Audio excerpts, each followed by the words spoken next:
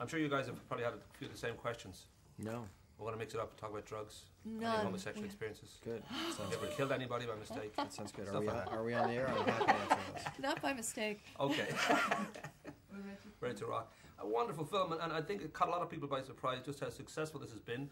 Inspired by your 2 weeks embedded in Iraq in 2004. Are you guys surprised by the great kind of response it's been getting? And certainly the box office has been wonderful in the States. It has been. I think it's you never know what to expect, and it's been really thrilling to see the movie connect to audiences. And as you mentioned, we've been blessed with great reviews and a pretty decent audience response. So can't complain, that's for sure. Well, I know there's quite a few corpses at the box office when it comes to Iraq movies, and part of the reason I think this might be successful is that there's no flag waving or flag burning, and there's a sense that really at its core is, why would somebody choose the most dangerous job in the world rather than having to be forced into it? I guess, I mean, that is really, for both of you, I guess there was no real need to do any politics in this. This is really about survival, about what these people go through. Was that difficult to sort of, to decide? Did you think, well, we should say something about, the Iraq war, or was it always a case of, we don't need to say anything about the war?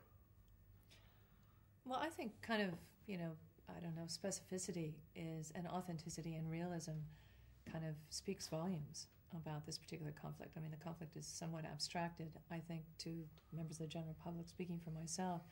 And, I think Mark has written a really magnificent screenplay that really kind of unpacks the unknowable. Well, that side of it too, that I think people have gotten so used to that sort of Michael Bay hardware hard-on thing that comes with war films. I mean, was the tone, the language? You've got a great cinematographer, Barry Ackroyd, and then your sound guy, Ottison, I forget his name, Paul Ottison, and then Ray Beckett, who did our recording on the set. Incredible. It's like some sort of, you step into a sensual world here that it just seems to take over your senses. Was that a long process deciding this is the approach, or was it just seem like a natural fit for what the story you were telling? I think it came out of our conversations and mutual interest again in wanting to make it as realistic and naturalistic as possible.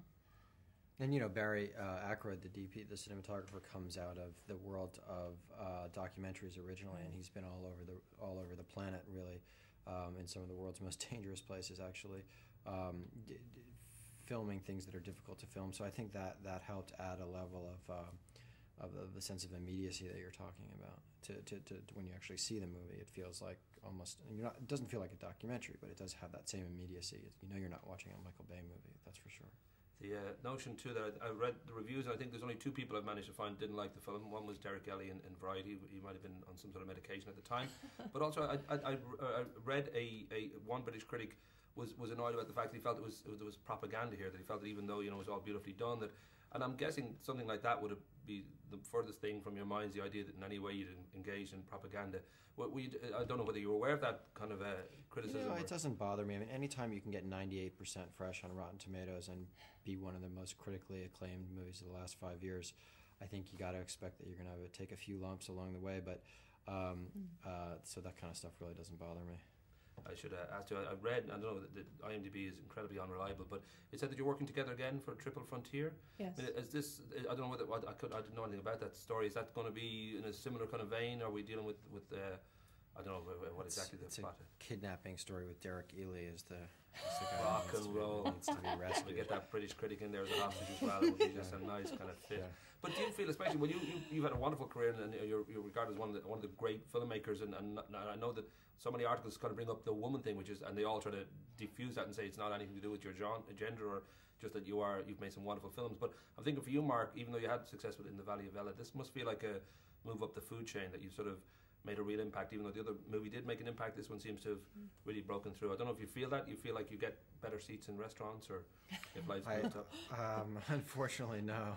I'm still waiting for the seat at the table. But no, it's been gratifying, and I'm proud of both movies actually, and they are quite different. But I'm glad that this one seems to have found an audience, and I think in the Valley of Elah will continue to find an audience as time goes by.